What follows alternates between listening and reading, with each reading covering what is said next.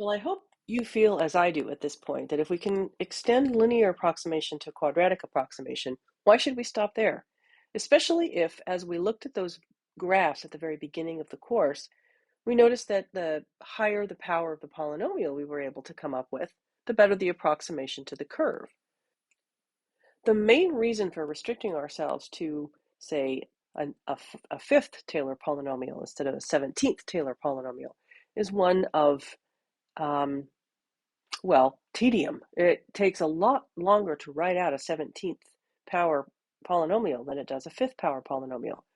So one of the things we might want to do here is figure out a way to write the nth Taylor polynomial in a kind of shorthand. And that's one of the things we'll do in this video. But before we do that, I want to take a minute and I want to figure out whether or not we can really trust this process. Our first Taylor polynomial was a linear approximation. We had this notation or this notation, L of x or T1 of x, and we said that that was equal to f of b plus f prime of b times x minus b.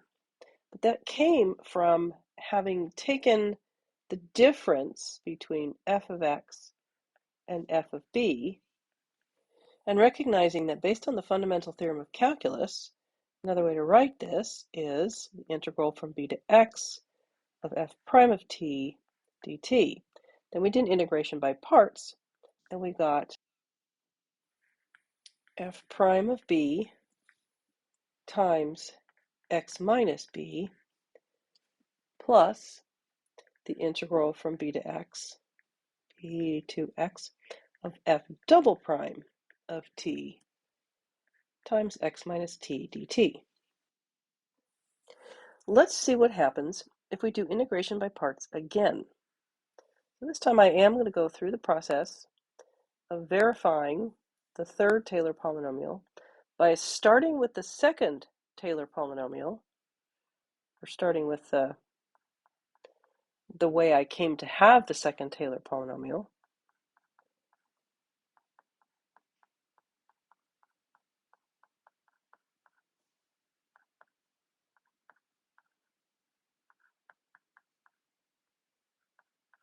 I've run out of room.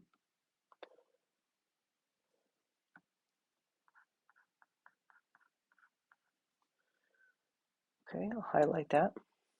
There's my second Taylor polynomial.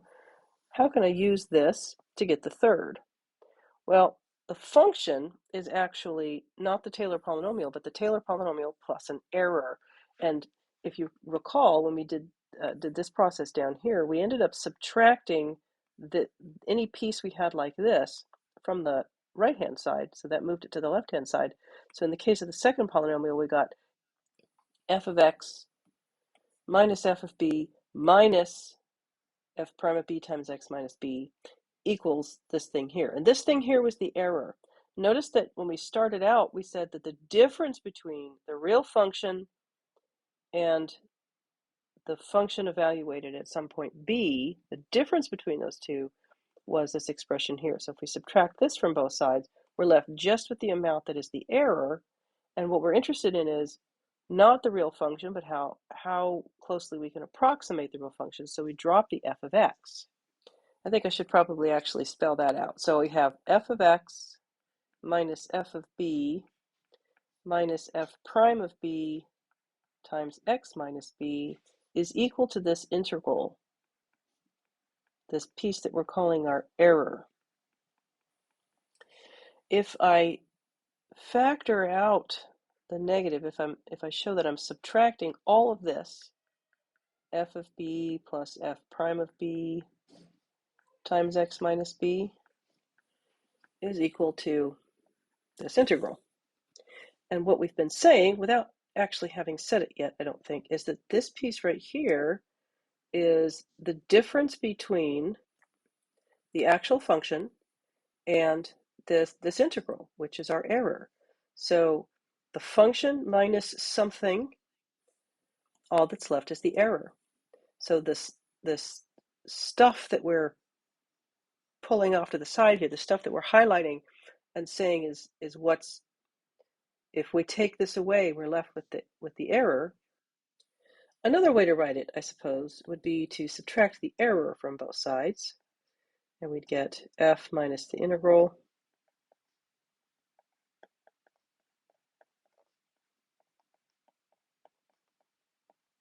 equals, and add this other quantity to both sides.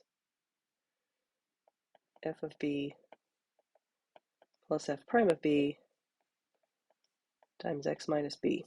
So what we're saying here is that the difference between the real function minus some error is what we're calling a Taylor polynomial, right? So the real function is a Taylor polynomial plus this error. And my question is, if we erase this line here, my question is, what happens if we integrate by parts again? And I sort of skipped over that. I didn't sort of skip over it. I skipped over it for sure on the previous video, the one where we were dealing with just the quadratic. But now that we have a Taylor polynomial from this process for a second Taylor polynomial, what happens if we integrate by parts again? And let's go ahead and do that. And I want to use that to show you that the third Taylor polynomial is going to come, the next set of term, the next term that comes out of that just follows the same pattern. So I'm going to erase this line because that is sort of where we've been starting. And I'm going to use integration by parts to integrate this integral. Now, as we did in the previous example, I'm going to let u equal f double prime of t. That makes du equal f triple prime of t dt. And I'm going to set dv equal to negative x minus t dt. And that lets v be negative 1/2 x minus t squared. If I differentiate this, I'll get 2 times a half, which is 1, times x minus t to the power of 1 times the derivative of the inside function, which is, in terms of t, is negative 1. So that's where that negative comes from. And then I can rewrite this as u, which is f double prime, times v, negative 1/2 times x minus t squared, minus the integral from b to x. I'll need to evaluate that from b to x. The integral from b to x of v du. Well, that's v du, but I'll write the du first. So I have f triple prime times negative 1/2 x minus t squared, and then my dt. Now let's tidy that up. I get negative 1/2 f double prime of t times x minus t quantity squared from b to x, minus the integral of negative, let's go ahead and put that into the negative 1/2 by sort of pulling the negative 1/2 out front. Integral from b to x, let's see, where am I? F triple prime of t times x minus t squared dt. And then when I evaluate this expression at x, as I did before, when I put an x in here, I get 0.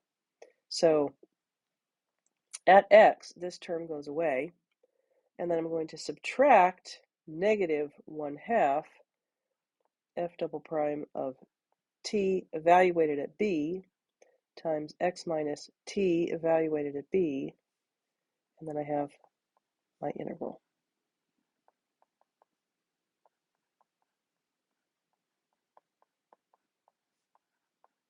And that's between b and x.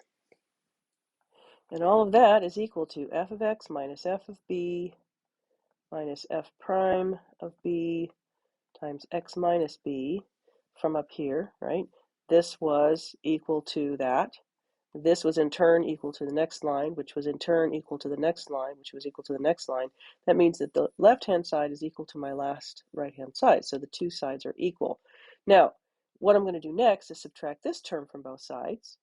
And that gives me f of x minus f of b minus f prime of b, x minus b, minus 1/2 f of b times x minus b squared. And I've just noticed that I left off my f double prime here. This should be f double prime of b, so that carries down there. And that is equal to 1/2 my integral.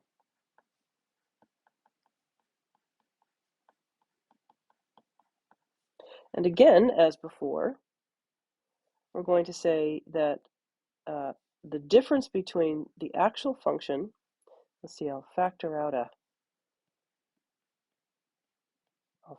negative, so I get f of b plus f prime of b x minus b plus 1/2 f double prime of b x minus b squared equals my integral.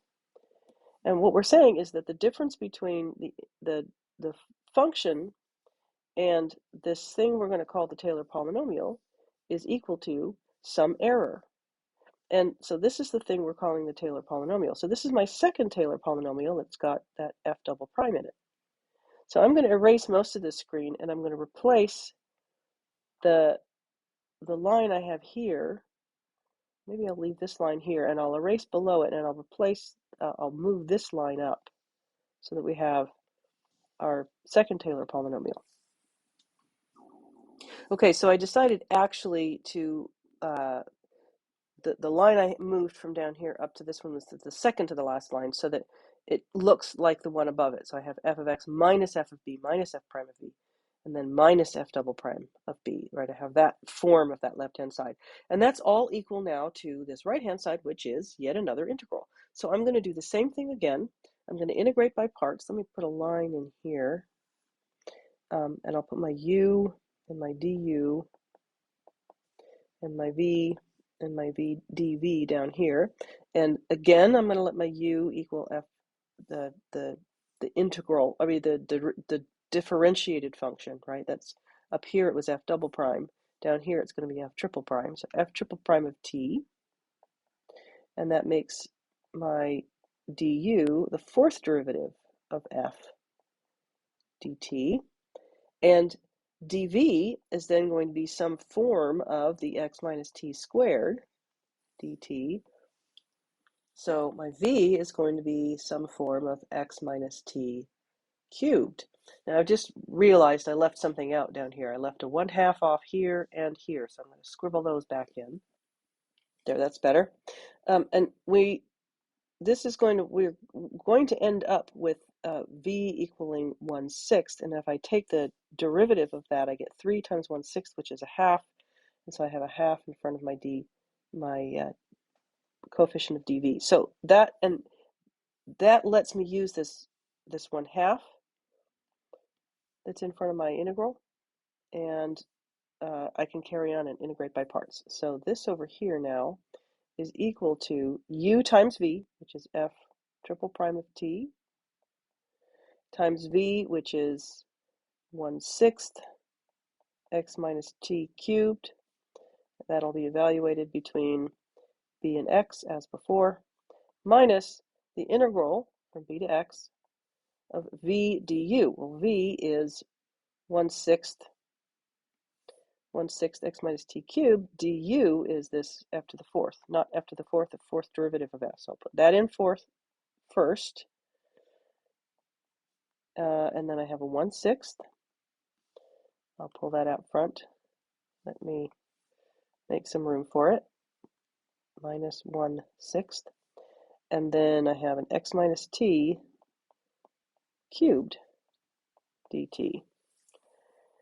And again, we'll try to tidy that up a little bit. We get 1/6 f triple prime of t x minus t cubed between b and x minus 1/6 times the integral of f, the fourth derivative of f of t x minus t cubed dt. And as before, I'm going to subtract this. Well, actually, I need to evaluate it first again, right? When I plug x in here, I get 0, so that term goes to 0. Then I subtract what I get when I evaluate it at b. So I'm going to get negative 1/6 f triple prime of b times x minus b cubed minus the integral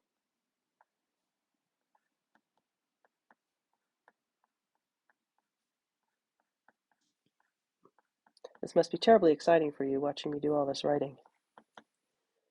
I'm going to do the same thing as I did in a previous iteration of this, in the second Taylor polynomial, and I'm going to change this to a negative.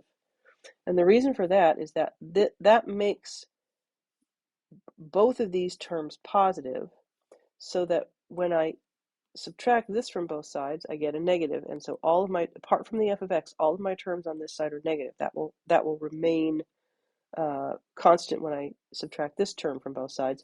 It also leaves the error on the right-hand side positive. So I'm not going to do that here because I've run out of room, but I will write out the result. I'm going to have my whole left-hand side here, just as it is written right here. I'll write it again below. I'll have this left-hand side minus this term equals this term. So I'm going to turn the recording off for a second, erase most of this, and rewrite the result that I get when I subtract this from both sides.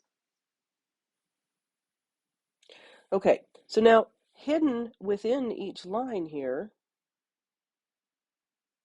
because it's not quite in the right form, if I factor this negative out of this term and this term, then I get f of x minus, this was our first Taylor polynomial. The real function minus our Taylor polynomial leaves a difference of some small error. Hopefully small, right? Small within a window of values. If I integrate this right-hand side and pull the non-integral term over to the left, then factor out the negative, I get f of x minus, and once the negative is factored out, this is our second Taylor polynomial. So our first Taylor polynomial is what's left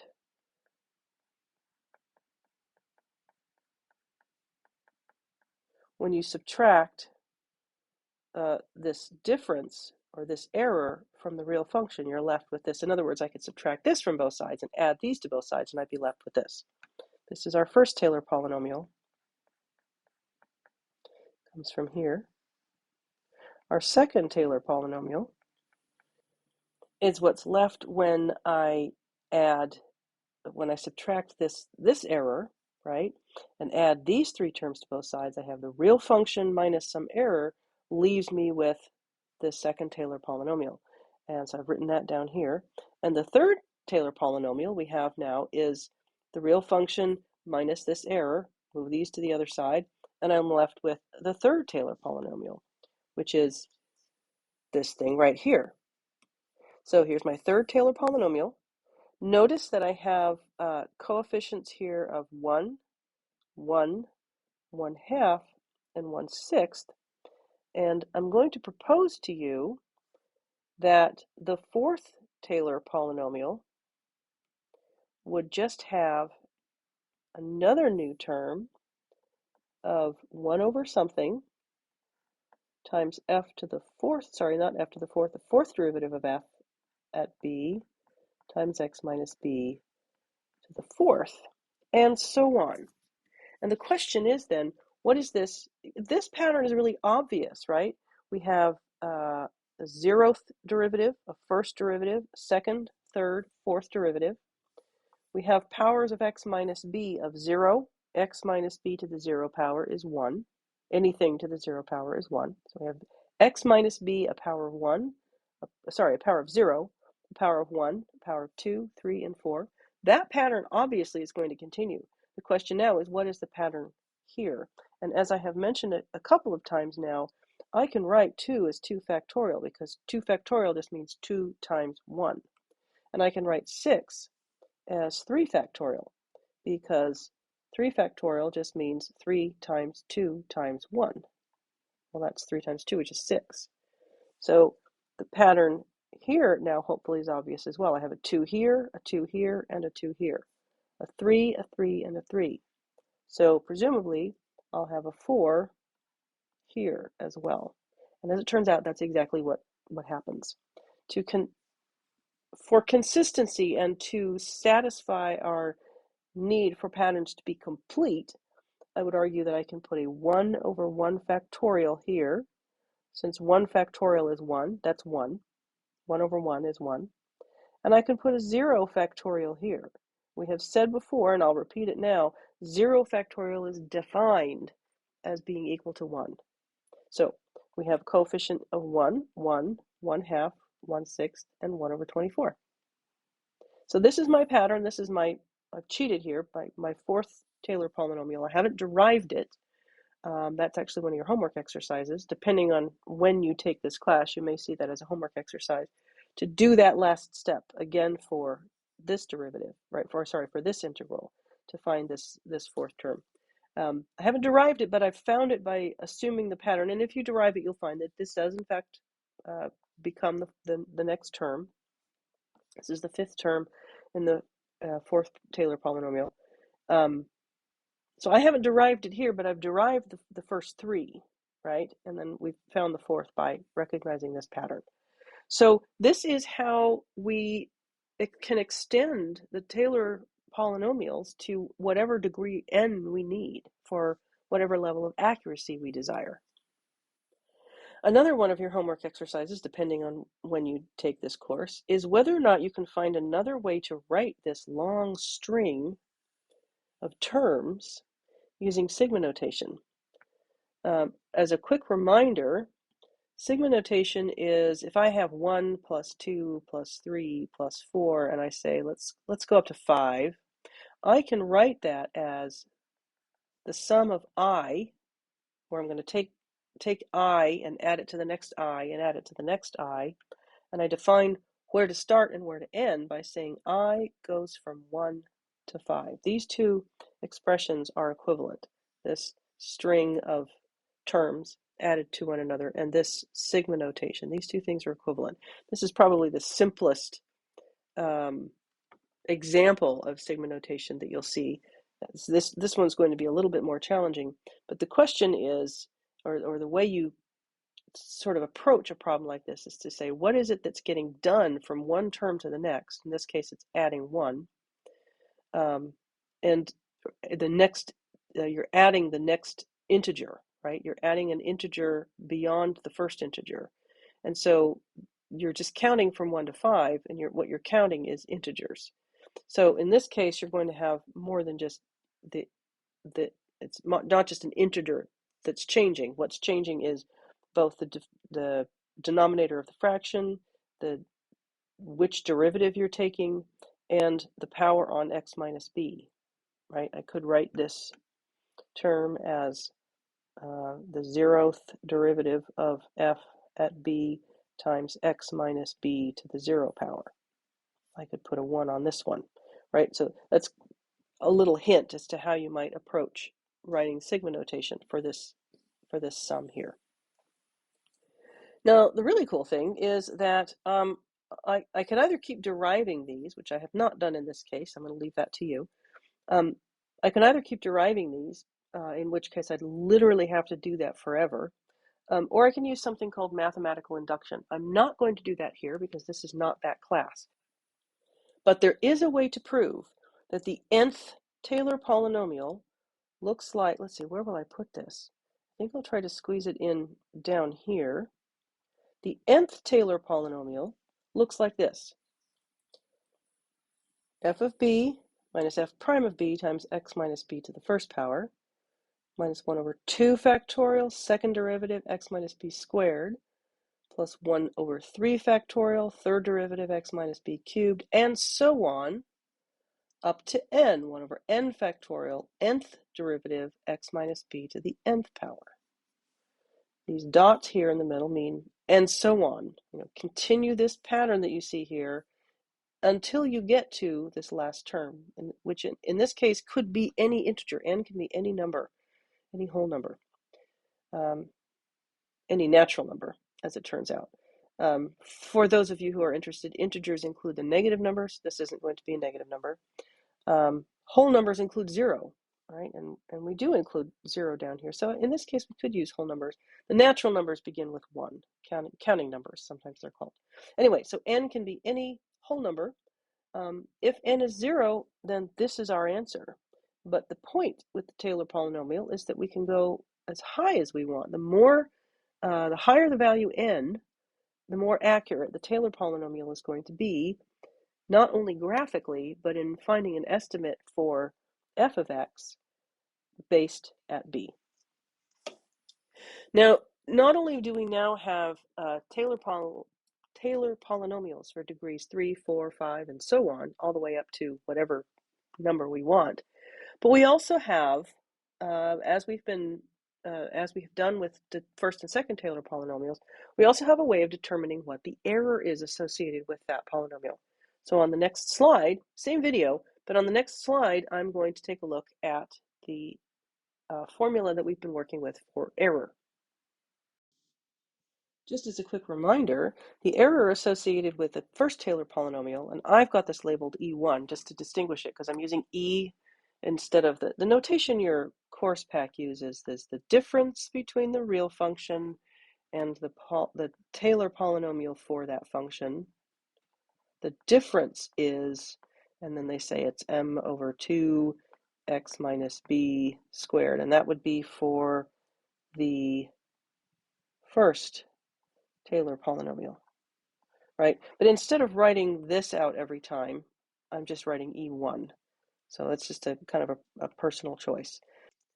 I think this notation is actually probably more illustrative and more accurately describes what this error actually is. But just for your own reference, when I talk about an error, I'm talking about this thing here.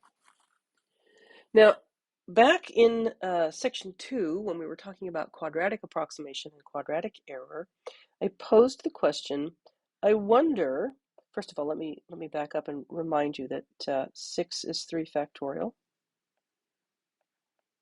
and 2 is 2 factorial, and that lets us see matching numbers here and here.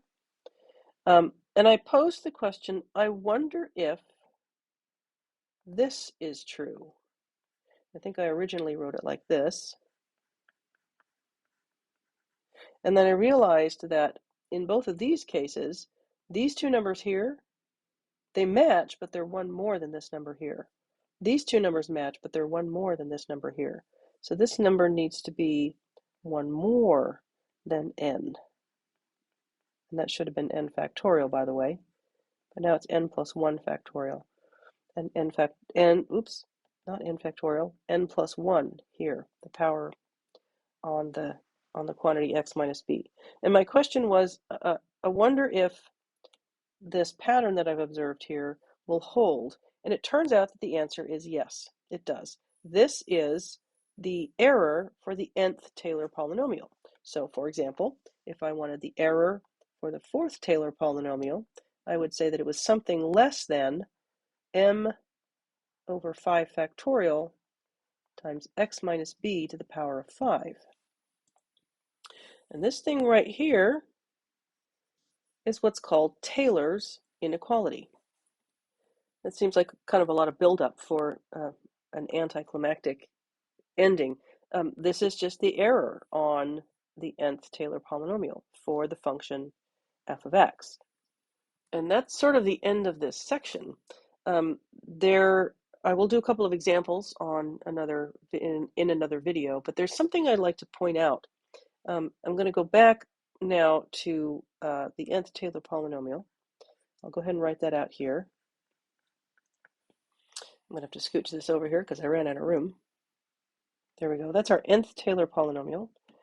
And this polynomial is centered at b, and b, depending on the scenario, probably b would be given. We're interested in looking at the approximation of one graph to another. Let's use our second Taylor polynomial.